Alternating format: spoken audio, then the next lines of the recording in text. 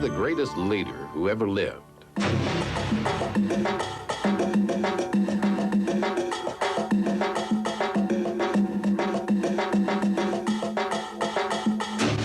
Perhaps the greatest leaders are yet to come.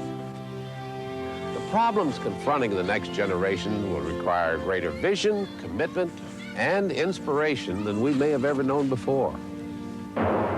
Too much pollution, not enough education, corrupt politicians, bankrupt morals, overvalued dollars, undervalued people. The leaders who will be faced with these enormous challenges are children, at least for the moment.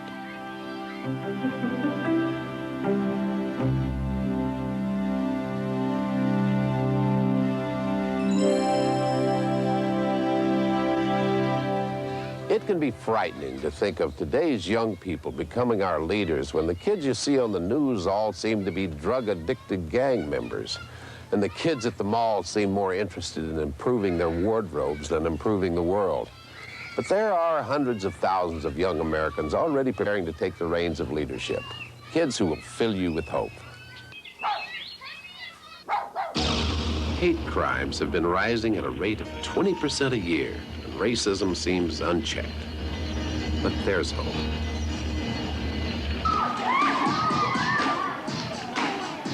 Miami is a city at war, racial war. Tensions between whites, blacks, Cubans, and Central Americans run deeply and violently. But some of the city's youngest citizens aren't standing still for racism anymore. They're dancing, singing, and pleading for racial harmony in a musical called City at Peace, all based on the kids' own experiences.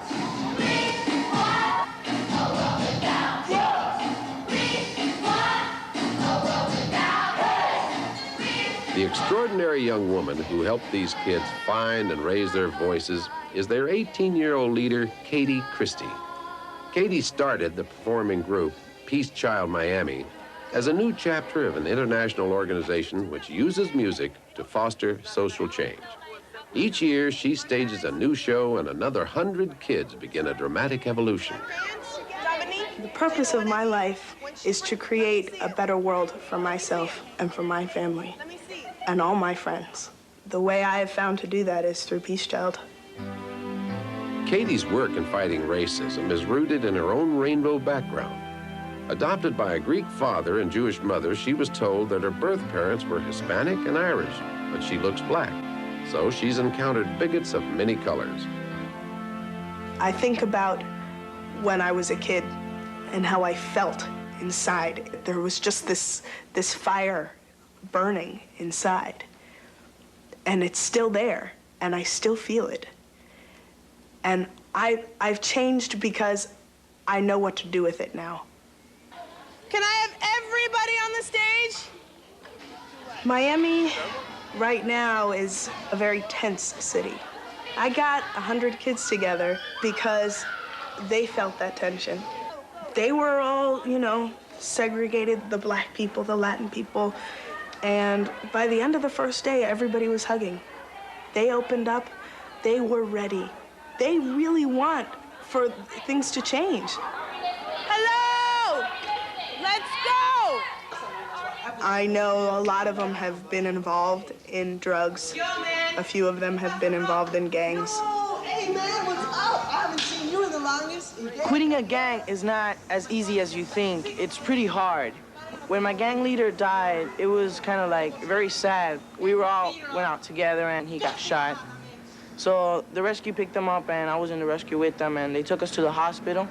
So all he did was hold my hand and tell me, quit the gang. And he just died right there. Now, Peace Child is a gang for me. I mean, Peace Child is a gang of liberty and freedom of color and everything. So it's helped a lot, really. When I've told people who are not in City at Peace that Joel was in a gang and he got out, they were like, and he's living? I'm glad that we were there for Joel, because if we weren't, he could have been right back in that gang real easy.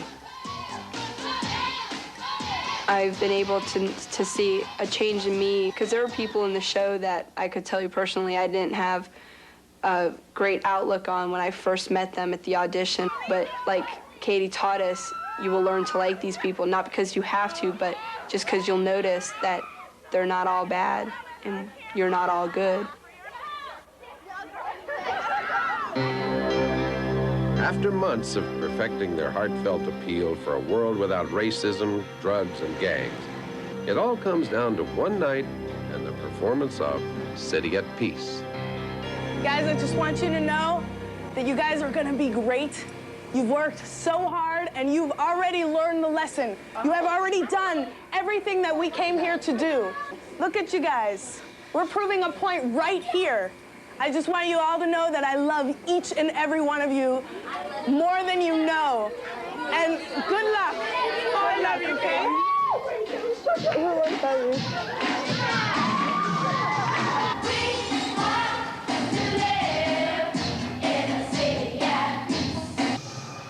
The play revolves around rival white, black, and Hispanic gangs, ingredients in a melting pot that's boiled over.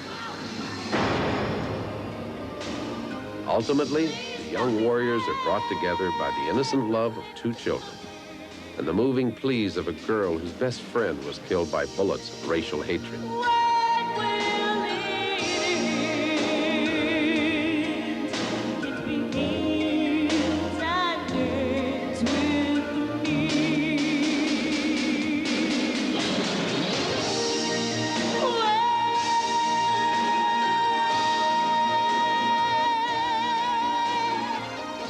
I would hope that all of the people in the audience feel that same way, that they realize that it does begin with them. I'm not asking them to take a huge role in changing the society, but a big role in changing themselves. The message was powerful, just like a punch in the solar plexus of bias and violence and hate and all of the things that make society unpleasant. And the impact that a group of youngsters can have is incalculable. These 100 kids that did City at Peace, they have already changed their lives. And they've changed their family. And they will change the world as they grow up and keep their morals the way they are. They'll grow up and create a better world. And there is no doubt in my mind that that will happen.